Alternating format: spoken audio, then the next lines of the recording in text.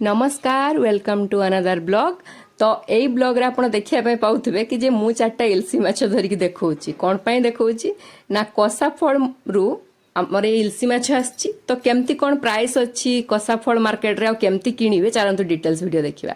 तो यही हैला हमर कसा फळ मार्केट। तो जोंठी ऑक्शन रे ही आपण केवल माछ नै परिबे किले 2 किलो माछ नेवा को हेले ठी आदु जानथुनी काइना ठी किले 2 किलो माछ मिलेनी अप टू आपण 5 रु 8 किलो माने ओजन पर्यंत माछ एठी ऑक्शन हुए माने कम टाइम कहूछु अधिका अधिका टन टन माछ एठी माने ऑक्शन रे जाए।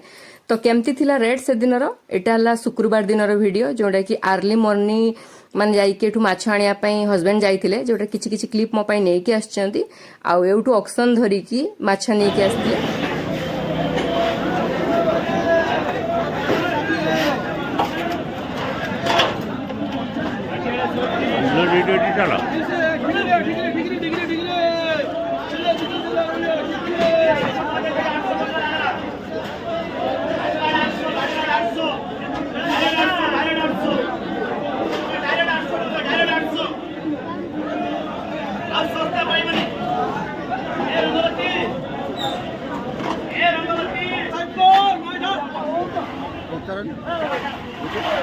एवढा हटिगला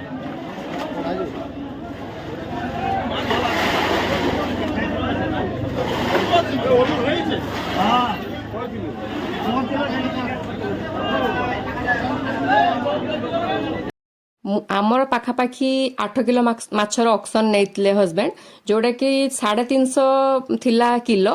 तो ऑक्शन उठू उठू 400 टंका पर्यंत लास्ट जाइतिला जोटार गोटे गोटे वेट 750 एभव थिला आउ 750 800 ओजन रो माछ बालेश्वर रेट रे एबेका टाइम रे तो पाखापाखी 700 800 टंका रहिछि जहार आधा प्राइस देकी से माने कहया को गले नै कि आसले। तो देखंतु आउ केमती कोन माछ मिलु सेठी कहया को गले जो शिळामुंडी माछ बा भातुआ माछ को सेटा ऑक्शन जाइतला 40 टंका पर्यंत किलो जोडे कि 10 केजी थिला किंतु हमर त एते के खाइबेनी तो सेत पे अणाई नथिला। बाकी इल्सी माछ नै कि आस्तिले जोडा कि टेस्ट रे भी बहुत भलो थिला आउ कहया को गले सी एते डिटेल्स वीडियो नियंतनी केवल मु कहितली बोली किछि क्लिप नै कि आस्तिले।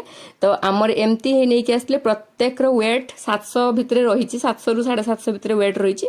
तो एवढ जानि नैथिबे जे केमती कोन माछ आस्तिला। तो हमर पाखापाखी 3 रु 3.5 किलो माछ आस्तिला आउ तांको सहित तांको सांग जो जाइले से किछि माछ नैथिले एमती हेई कि टोटल मोटा मोटी 8 किलो माछ आस्तिला। तो आउ ता रुसई वीडियो मु नेक्स्ट ब्लॉग रे ऐड करिवे। तो माछ कटा कुटी हे ऑलरेडी मु रुसई पे प्रिपरेशन कर सले ब्लॉग बडो हे जिवो सेत पे एठी ऐड करू नै। तो नेक्स्ट वीडियो रे मु आरो डिटेल्स रुसई आ रेसिपी ब्लॉग भी ऐड करिवी। तो एवडू वीडियो टाको मु एंड करूची आउ जो मन को मो वीडियो भल लागिथिबो निहाती लाइक कमेंट आ गोटे शेयर करिया को आदो भूलिबेनी काहे कि ना आपण माने टिके लाइक कमेंट आ शेयर करले ना मते बहुत भल लागे आ वीडियो पकाय पई बहुत इच्छा हुए कि हम मो किछि नुवा नुवा वीडियो नि केसबी जेहेतु कसाफड़ मार्केट को मु निजे जाई नथली ना।